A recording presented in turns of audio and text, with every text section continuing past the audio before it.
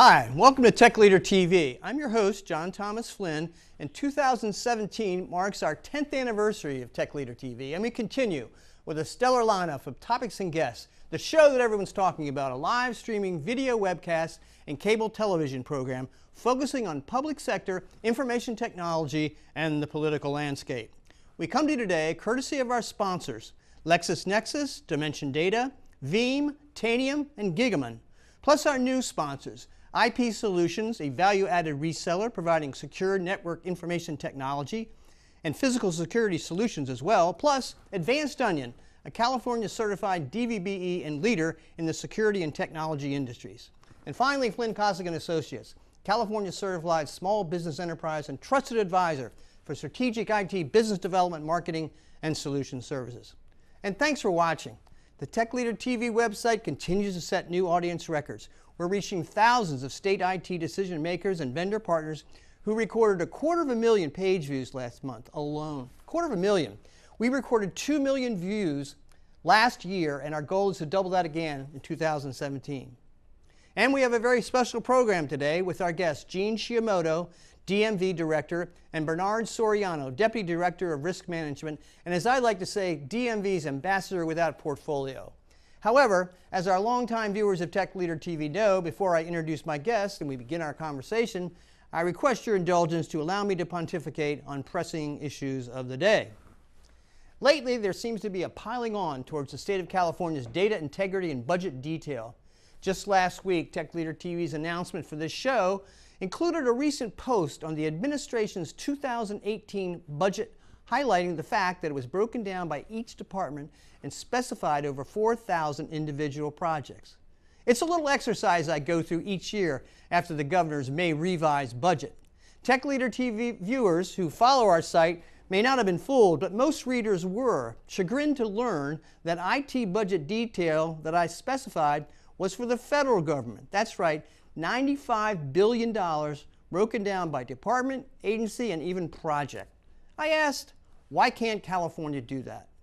There are literally thousands of personnel and budget departments across state government, plus the agency-level Department of Finance, not to mention 3,000 computer systems tracking budgets and projects, spending and payments. But when I was state CIO in the last century, I asked how we know what the state IT budget is. I was told by the notoriously Luddite Department of Finance that they did a survey of state agencies once a year. That's right, a survey. Well, fast forward 2 decades, and guess how the state's annual IT budget is calculated now? That's right, a survey, once a year, upgraded to an Excel spreadsheet. And now yesterday, the state auditor, Elaine Howe, a featured guest on Tech Leader TV and former professional softball player, she broadsided the Department of Technology and General Services for not recording accurate data to prevent spending on non-competitive bids. The auditor's report cited a database after database, with her conclusion reading, not sufficiently reliable for these audit purposes. However, by cutting and pasting available data and raw data, not even in any of the systems, the auditor estimated that the state awarded at least $44 billion in non-competitive contracts, over $1 million, from fiscal year 2012 through 2016. $44 billion. It's difficult now, as any California IT vendor will testify, to determine what the state is planning to procure and tracking the process. When $44 billion does not even make it to the public competitive bid stage, well, it raises a lot of questions. Finally, the auditor points out that the state's new $1 billion financial information fiscal could improve contracting data, but requires all state agencies to use fiscal for their procurements. And due to various project delays, less than a third of the agencies currently do. Well, let's all hope that fiscal delivers detailed, user-friendly, transparent procurement, budgeting, and spending down to the checkbook transaction level for state government and for the public, as promised. And Tech Leader will be watching. Well, as usual on TLTV, we're going to continue to do our best to keep the state's spotlight on the state's management of its annual multi-billion-dollar investment, whatever that is. Whatever it really is, we are going to make government more efficient and more effective and secure. And hopefully we'll have a little fun on the way and keep your interest at the same time. Our motto is simple. As I like to say, California can always do better. Let's begin the journey now with our discussion on technology, government, politics, and as I like to say, other unnatural acts. I'll be right back in a moment with our guest, and we'll begin.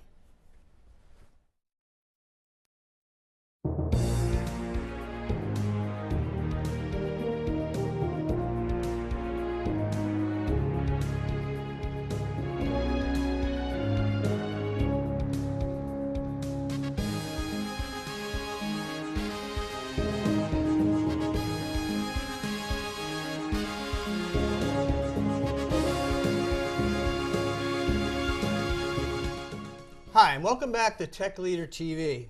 As I mentioned, guests today are the DMV Director, Jean Shiomoto, and her Deputy Director for Risk Management, Bernard Soriano. Jean was appointed Director of DMV by Governor Brown in 2013. I believe she served 25 years in Department of Motor Vehicles and 35 years in government in general, more than 35 years. Hard to believe, hard to believe. We'll talk about your background a little bit later, but also we've got Dr. Bernard Soriano, who is the former CIO for the Department of Motor Vehicles, with over 30 years in engineering and management experience in the private sector and government. And prior to DMV, he was CIO at the Secretary of State's office, right? Am I right? Well, welcome to the show. Glad to have you back. This is your third visit, so we must have liked you before, I guess. But it's always wonderful to hear about, I mean, like I said, when I came here from Massachusetts and people would ask me, what's the biggest difference in Massachusetts and California being a CIO? And I say, well, everything in California has 3 or 4 more zeros at the end. Definitely But the truth is the same types of problems and challenges in a lot of ways. Although the biggest difference was, I must say, was the county issues in California, which we didn't have. There weren't counties, weren't part of the scheme back in the Commonwealth, as we used to say. I'll get right into this first, but why don't you tell us a little bit about your organization, because the numbers are mind-boggling. Are big. So for a department, we have 9,000 employees, and so we've got about 5,500 in our field offices, 3,500 headquarters, and so over 230 offices statewide.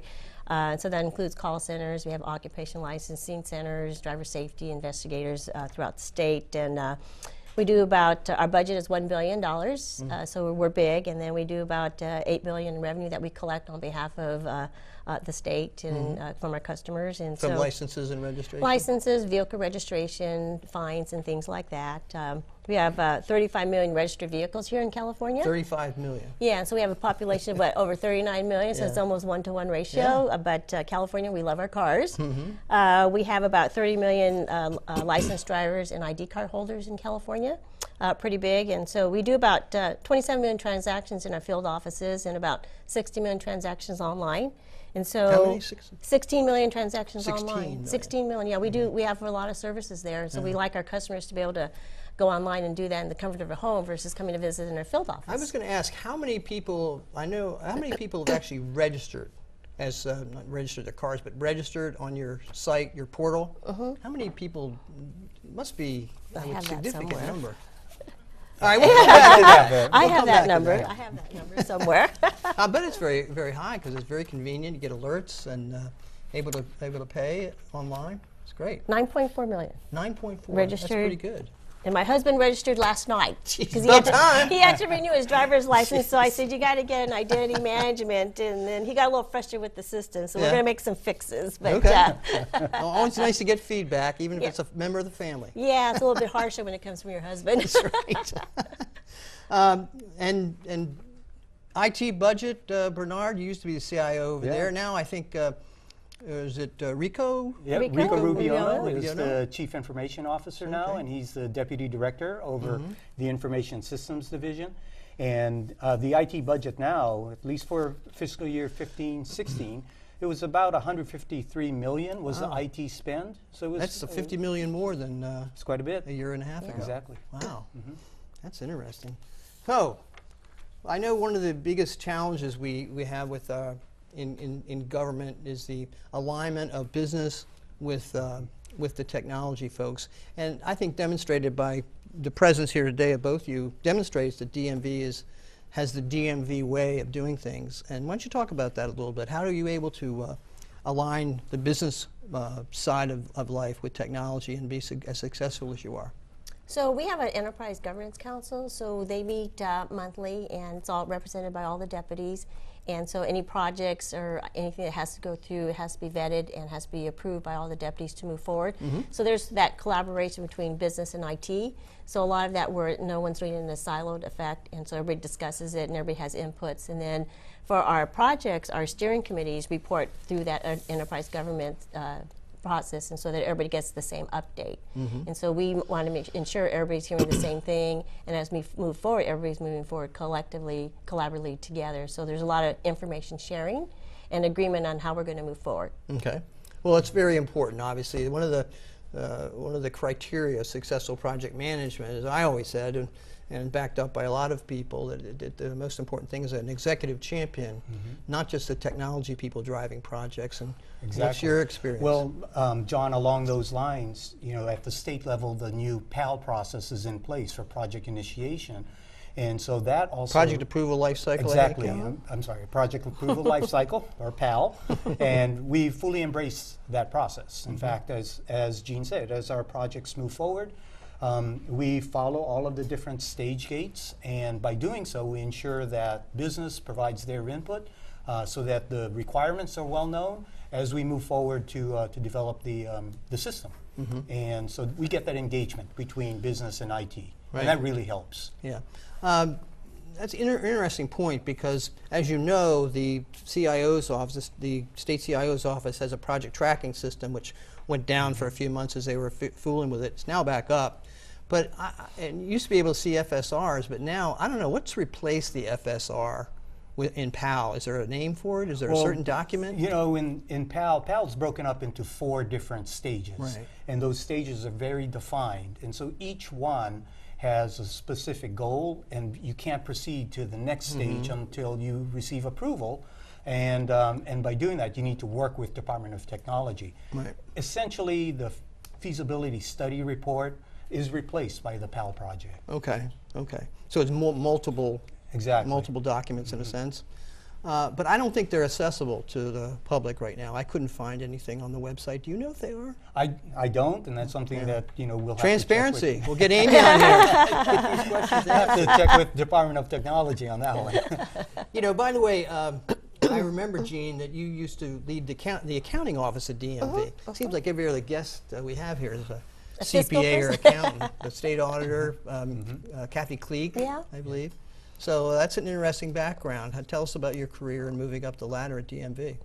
Well, I started as an auditor, state service at Department of Developmental Services, and then moved over to General Services and short stint at Franchise Tax Board, and landed at DMV in their financial systems unit, developing the accounting systems for the DMV, and then moved over into cost accounting. So in there I got to learn about every unit in the department, because you have to determine the cost of all our products and services, and then from there moved over to run the accounting office, and then you learn everything about the budget and doing the financial statements, and then the budget office, and then there you learn everything about the budget, and you have developed a lot of good working relationship with the control agency, Department of Finance, and Governor's office, and everything like that. So it's been a really rewarding career for me, because I think you could take your financial background, go into any job, and hit the ground running. Yeah, that's true. And technology is a lot like that, I think. Particularly if you're a CIO and you have to deal with the business units, you can really get a broad perspective of an organization from that. And accounting is right too. Well, we mentioned this now. You're not on Fiscal now, the new state financial system. Are you Wave 3X or? I don't know what wave. It's been delayed, and so I haven't got an update on which wave we're on. But we're not going to be implementing anytime soon. So, but we are supposed to implement. But our implementation date has been delayed, because I think other departments have been delayed too. Yeah, it's been moved down a number of times. Interesting, and the budget keeps $1 billion now. Jesus. Bernard, raised in Hawaii, as I recall. That's right. UC Davis, played with Dale Jablonski on the football squad, as I recall. Actually, Dale played for, just to set the record straight, he played for Sacramento State, our rival. Oh, that's right. The Battle of the Midway, right? Okay, I was mixing that up. You had positions with Hughes, Space and Communications. I think it's very interesting that you were part of a finalist for the NASA program. We'll talk a little bit about that as we go. But let's talk about the top IT initiatives for the Department of Motor Vehicles. Right now, you're working on what? You've got the core computer system modernization. It's probably got a different name now. What's the status of that whole thing that started back in '94, I think, just before I came on board? Right. So our core systems are the vehicle registration system and our driver license system, and that has legacy from decades ago. And we took on a project to modernize it, as a lot of departments have been doing. And we finished modernizing the driver license side of the house, and we need to move forward on the vehicle registration side of the house. And so we're currently working on that, and we've got some activities going on within the department to ensure that the requirements that are fully developed and they're sound before we move forward to do any type of coding. Will there be any kind of procurement, large procurement for that? Yeah, we'll have some sort of procurement, and we're not a non-competitive one. No. But yes, we will. Yeah, we will competitively bid this one. During the next fiscal year, or? So we're getting initial funding. Hopefully, we have to finish a few more projects on our plate, and then after that, work with the Department of Technology, and for the front end, we'll start the requirements for the vehicle registration on the front end, and then hire a system integrator to help us develop the request for proposal. Estimated in fiscal year 18, or? Yeah, and then we would submit another funding request for the upcoming budget cycle to hopefully be able to go out to bid, to get the money to go out to bid and determine. So we're working on determining what type of system we would put in to upgrade our front end. And I don't know from the budget tracking system, there's two projects, automated knowledge testing and centralized customer flow management. Are those new projects, or are they? Well, automated knowledge test is, we had initially rolled that out where it's a touch screen, so instead of taking the paper test to get ready for the pass the knowledge test, you knew the paper one, so we went to a touch screen. So if you do video poker, you can easily answer the questions. Not on this show. Well, some senior citizens say, I don't do computers. I don't do. Hey, if you do video poker, you can answer those questions. And so one of our field employees thought about that, and so that's a great suggestion. So we have it in English and Spanish, and so by the fall we're going to roll out. Only English and Spanish? Today, but we're going to roll out by the fall and add 30 more languages. I noticed in my research that I think there's 15, the exam is given in 15 languages, but everything from Vietnamese to Yeah, so we have paper tests in 30 languages. Tagalog. Yeah, and so we're going to expand, and so we have the handbook in 15 different languages. We're going to expand the knowledge test by touchscreen into 30 languages, 32 altogether. Yeah, that way they'll match up what we have on the touch screen. You don't know the statistics on how many people take it in English versus a foreign language, do you? I'm curious. Not offhand. Yeah. That's 2. I know. We need a heads up. That's why we'll have to have you on the show next year, I wanted to, that second one is centralized customer flow management. What is that now? So what we're doing is we're going to upgrade our queuing system and our appointment system. And so our queuing system was first implemented in 2000. Queuing being the regular DMV office? The ticket, yeah, get a ticket to be served, and we upgraded that in 2014. So we're going to upgrade that and also integrate the appointment system with the queuing system. So we're working on that. We've finished design phase. Our plan is to roll that out in January 2018, and this is where we're going to have a fully integrated system. It's going to be software as a service, and we're going to expand the queuing system to all 172 offices. Right now it's in 134 offices, and expand that to our driver safety offices. And then we have message boards in our offices today, and they're on separate screens, so we're going to integrate that together. So sometimes customers get distracted watching the message board of our information and not paying attention when they're supposed to go up and get served. So we're integrating that into one screen. Have you ever considered doing putting up screens that have actually advertisements on them and all that? Our message boards do. They do. Do they? They do. Yeah. So I haven't been to a DMV in so long because I'm registered. I don't have to do the queue. But That's that queuing interesting. system will have a lot of modern features now. You can do a remote check-in, and then there will be the ability for the system to notify you via your mobile device that you'll be ready to be seen by a technician. Oh, that's cool. So you keep your place in line and not have to sit in the field office. I got you. Yeah. Yeah, that'll be very helpful. One of the other things I noticed from reviewing our meeting, our interview last year, was about you had a BCPN for kiosks.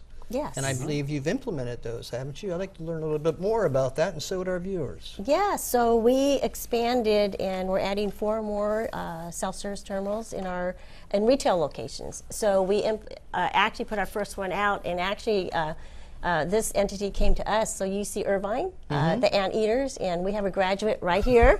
His whole family, I think, graduated from UC Irvine, and I learned something. They're the Anteaters, and so they are. A little inside baseball there, huh? Yeah, A little bit. Yeah, Okay. but so we put the first one in an outside location, outside a field office at UC Irvine. Now we're installing them in retail outlets in Albertsons, Vaughn's, and La Superior in northern Southern California. And what can you do at these kiosks? You can renew your vehicle registration, or if you plan not And to actually offer, get the sticker. you get You the get the sticker. sticker. The machine gives you the sticker right there, so you don't have to wait for it to arrive in the mail.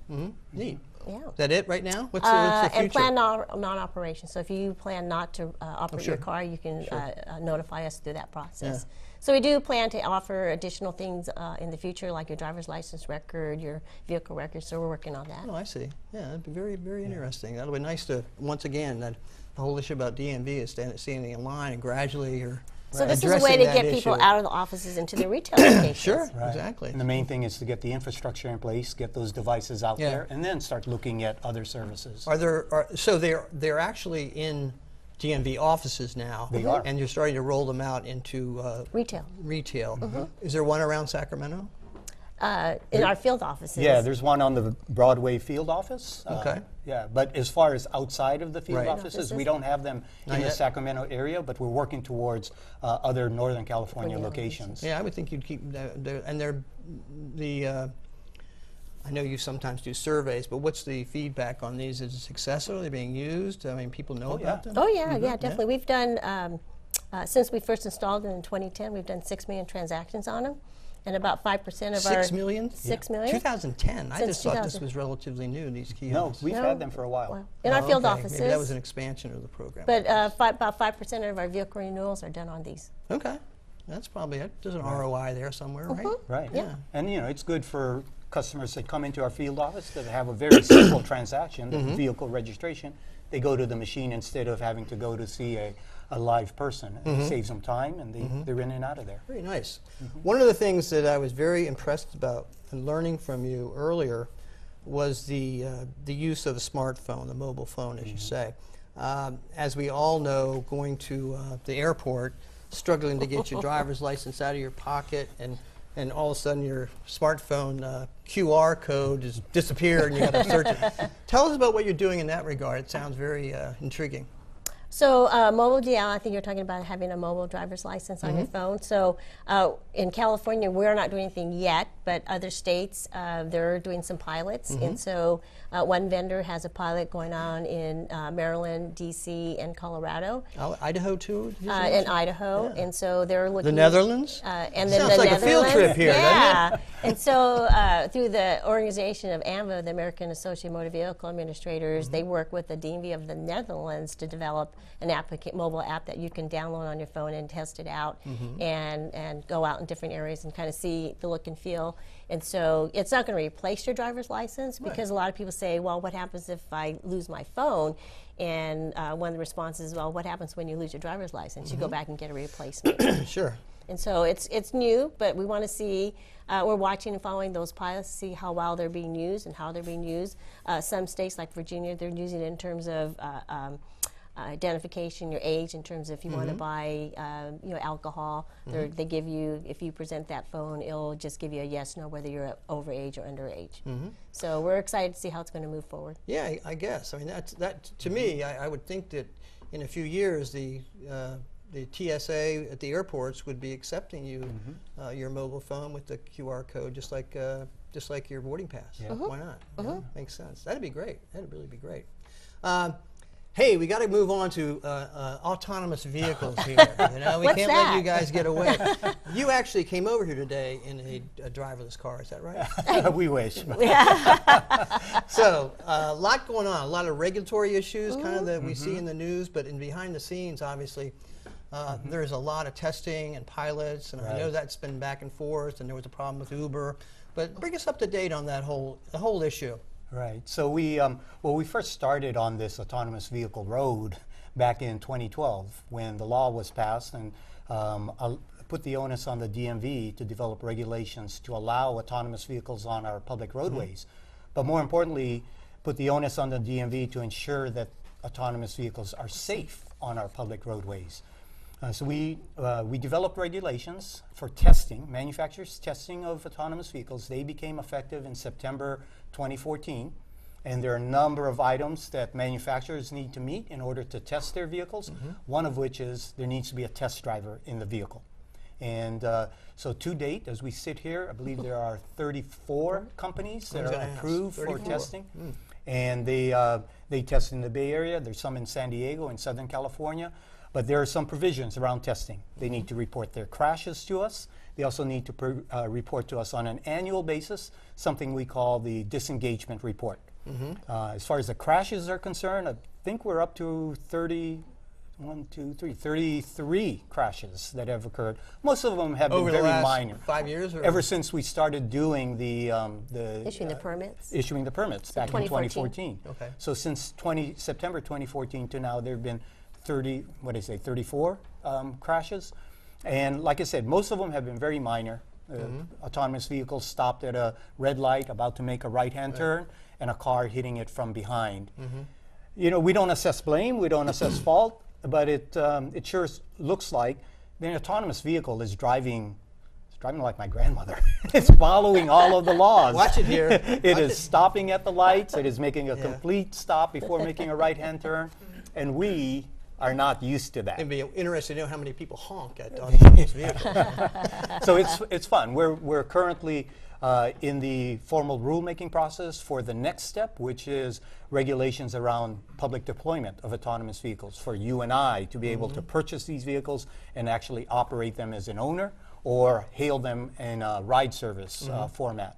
What do you think is going to be the first entry in this marketplace in terms of a driverless car? Will it be private citizens, or will it be the Ubers of the world, you or know, will it be it's trucks? Tough. It's tough to look into a crystal ball and make a prediction, but it seems like all indications are solving this first and last mile problem with some sort of people movement would be the most logical first entry. And what does that so mean? Companies would have a fleet of autonomous vehicles that would be able to move people from, say, a public transportation hub, like maybe a subway stop or where there's a very busy train station, and then move them from that location to where their destination is. First and last mile problem. Actually, I was reading a lot about that. They're trying to, because there was an article just this week about how the taxi industry has really taken a hit from these things, and they wanted to not taxi. It was the transit agencies were taking a big hit because people were using the Ride sharing. Ride sharing. Yeah. But And I could see that happening. I could see what you're talking about. It's a lot of fun. I mean, we, you know, I tell Gene all the time, this is, I love my job because this is something that it's exciting. It's something tangible. It'll have a great societal impact. I mean, if you look at the statistics, according to the National Highway Traffic Safety Administration, in 2015, 35,092 people died on our roadways. And the vast majority of them, 94%, is because of a human choice. And if we have a technology that's being developed that can help bring that number down, no one's saying it's going to go to zero, but reduce that number, it benefits all of us. Right. And so, yeah, it's great working on this. Yeah, I mean, it'll have huge implications for such a broad area of the national economy, everything from car manufacturing and transportation companies, just across the board. Right. Particularly when you got 30, how many vevehicles and registered vehicles? 35 million? 35 million in California. In California. California alone. But it'll provide mobility for people who, you know, as you get older, and when I take Bernard's driver's license away, he'll have a bit. It'll be a while. He'll have a way to get around, but it provides mobility for people that don't have a means to get around, and people with disabilities have a means to be able to have transportation. Oh yeah, jeez. So, 2020, when are we going to see it? Well, you know, fully licensed and out on the road. The question is, what do you mean by an autonomous vehicle? Well, you know it's what I mean. A continuum. A driverless car. And, you know, I'm not going to sit here and say there's going to be a driverless car on our roadways by 2020 or 25. I'll tell you one thing, if they're not in California by 2020, they will be in Virginia or Texas. Well, you know, California is the big market. Yeah, and sure so it all is. of the Yeah. manufacturers really look towards California. Not to mention the regulatory issues just in general in California, though. But I'm saying if it doesn't happen, Yeah. I'll go on record here and say other states will do it first. Right, but from our standpoint, we really want to foster Sure. this, and we want to make sure that California is where it's being developed and it's being tested, and so. But we need to ensure that they're safe. Safe. right? But we have a Because- lot of the major manufacturers and technology companies actually, you know, they have a testing permit, they're testing in California, and so you talk to them and they have different goals in terms of the target date that you're looking at, and so you may see some sooner, you may not, in terms of how they develop the technology. But we definitely want to see it here in Right. California. And they're all leveraging Silicon Valley. Valley. Every single automaker is in Silicon Valley because of the software that's required and the talent that's in Silicon Valley. Yeah, it's very exciting. Yeah, and I think the final issue will be whether there has to be somebody behind the wheel. That's going to be, if somebody's behind the wheel, it can happen a lot quicker, I guess. Fully autonomous. Yeah. Well, our is, regulations will get there. Yeah. Well, that's really exciting. I know it's not it wasn't in your job responsibilities when you signed up at No, but I'm DMV. glad it is. Yeah. Ambassador without portfolio, folks. I called it. Let's see. I've got your customer portal. We talked about it. Talk about languages, legacy code conversion, retail stops, security operations center. You're one of the first departments to implement a security operations center. Let's talk a little. I think first question I asked you last. What is your IT budgets? Your security budget at DMV? You know that? Yeah, we again for that fiscal year, 2015-2016, we spent about $8 million in information security and privacy protection. So if you lump all of those together, it was about $8 million, and that's about Out of $1 billion? out of about 5% of the it's about 5% of the IT spend. And so yeah, that's the amount of money that we are currently devoting to information security. But you're right, we've got a fully operational security operations center, and that center is stood up, and the main charge of that center is to monitor all of our systems, assess all of the threats that we receive, because like you said, we have a lot of data. We have data on all of the Californians, and we take that responsibility to keep that data safe. We take that very seriously because it's people's identities, and we certainly don't want anything to happen, anything untoward to happen to that data. Right. And you got credit card information too. We do. With your your portal. Right. Yeah. Well, obviously very important. So, and the state now is the Department of Technology is looking at their own security operations center. We had Mark Iladucci in this chair a few weeks ago, and Keith Tresh was interviewed as well. They're big into their security operations center. How's that enterprise going to look? How are they going to overlay the Department of Technology's SOC with your SOC?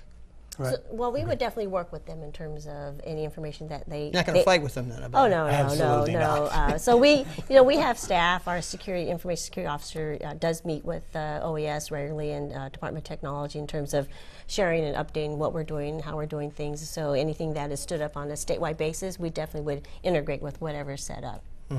And so definitely, if Mark needs information, he'll have it. Yeah, and your CISO is Rayfield? Is Rayfield Scott, who is in the audience He's right right now. there. Give him a shout out. Right. Shout out, yes sir. I have to have them on the show. See if they're telling the truth.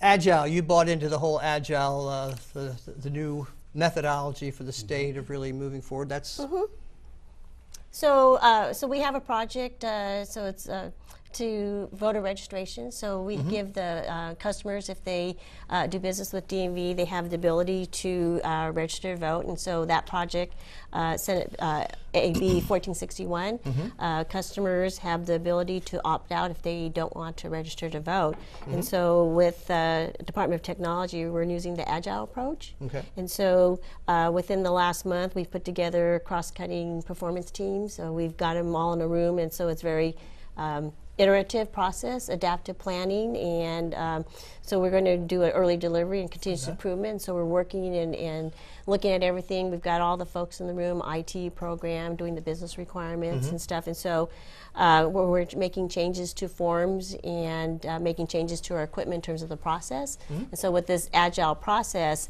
things that would take months are changed back into days and weeks in terms of everybody working together. And so we're excited about it. And so we're really excited to learn how more we can apply that to future projects. Sure. You know, that reminds me, when you were on the show last time, we talked about AB 60. As you know, AB 60 was the allowing undocumented illegal illegals to register at the Department of Motor Vehicles and get a card. One of your finest achievements, I think you said during your chairmanship over at that. What is the name of what's your group's name of DMV leaders across? AMDA. Yeah. Yeah. Now, I think did you tell me there were 800,000 that yeah, so we've registered 894,000. A little less than you thought it would be. But I remember you actually, if I'm not mistaken, you hired 1,000 people. Yes, we did. To help do that.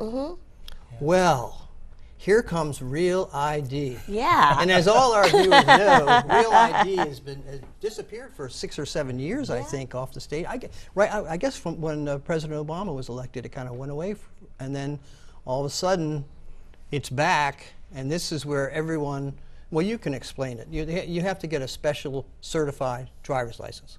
So, what does that mean for? And let me just say this: if 28 million driver's license folks have to come in to a Department of Motor Vehicles to show a birth certificate and something else, 28 million versus a million of undocumented, does that mean you have to hire 28,000 people? No, not everybody has to come. The thing is that not everybody has to come in. But this is a big deal. Why don't you explain it? It is big, but if you some people don't fly, and so if you don't have a need to fly, or if you're not intending to enter a federal facility, you don't have to come in and get a compliant card. So we are offering you a choice. You can opt in and come in. We did get funding to start this process, and so we're going to ramp up and start hiring people this year. Our intent is to start issuing licenses, compliant licenses, in January 2018. And so we currently have an extension from the Department of Homeland Security through October 2017. And we are think you'll get another one? You know, we're going to apply for another one. Full enforcement is going to be October 2020. So I think getting that waiver, considering the brotherly love between the governor of California and President Trump, that waiver should not be a problem, should it? Well, it's under Homeland Security. We're marking all the boxes in terms of complying and moving forward. And so as long as you demonstrate that you're going to continue to move forward with issuing a compliant card, we haven't had any problems in getting an extension. Boy, if you don't, that'll really change things come the yeah, so we're getting we're getting ready. Yeah. We're definitely getting ready, and so we are going to do a lot of media in terms of you don't have to come in if you have a passport card, or a federal identification. You go to the TSA website; they have a list of those documents. There's no need to rush in and get a card if you don't need to. And so we're going to start all that media messaging, and in terms of what you need to bring in, and so people are prepared. So we're talking to other states that have already implemented this, some of their lessons learned, and so we're going to move forward with that. Jumping around here, in my monologue, where I talked about data integrity and accuracy of data, and the auditor commented that it wasn't very valid. It was very difficult to do audits with some of the data because it was so poor. But as I commented to you, the accuracy of the data at the Department of Motor Vehicles is special because it's very valuable. And for years, before anybody knew what data analytics was, the Department of Motor Vehicles had a profit center where they were making millions of dollars by selling that data, statutorily allowed, to various insurance companies and and others. Talk about that. How much? What are you talking about? I thought you told me 50 million a few years ago. It's about $65 million. $65 million that we make. But no wonder the data's accurate. $65 million. Yeah. So we sell the information to insurance companies. So if you go shopping around for insurance, and what they do is they need access to your driving record to rate your policy for you. So we allow that. And so different entities need access to our data, and so they have to get a requester account, they have to post a bond, they have to pass criteria, and so then we track every inquiry of who gets our information. So there's an audit trail. If there's any misuse, we will go after that person. We've shut down accounts where if there's any thought that there might be some misuse of data, and so we have fined some companies in terms of misuse of data. Way back, I think we fined a big company $1 million and did collect on that, and so we watched that very carefully, how we information is used. Which company? Can't remember. Oh, I Can't remember who it was. That's 3 things now. We've only got a couple of minutes left, and I just wanted to say one thing. Maybe we can cover during our little meeting afterwards for some refreshments and talk about some of the more provocative things we couldn't do on camera. But your background in that astronaut thing always reminds me of leadership. What taught you about leadership, and I'm sure it did. Maybe we'll talk about that later. And Jean, I know from your background, your parents were interred during World War II, and I read that your father trained in the 442nd. Yeah, he was the 442. Most decorated unit of World War II. Yeah, which is interesting. You know, my father, he didn't get shipped overseas. He broke his leg. So he never got, but my mother was in an internment camp, and you know, she never talked about it. Yeah. And then I went to visit my aunt who lives in Washington, D.C., and she moved into a senior living place, and then I saw this poster she was going to talk about, and I had to fly back home. I would have been fascinated to hear her thoughts about living in an internment camp. And so for today, I really, you know, hope and continue that we will live peacefully, and that people can go about and do their business. I agree.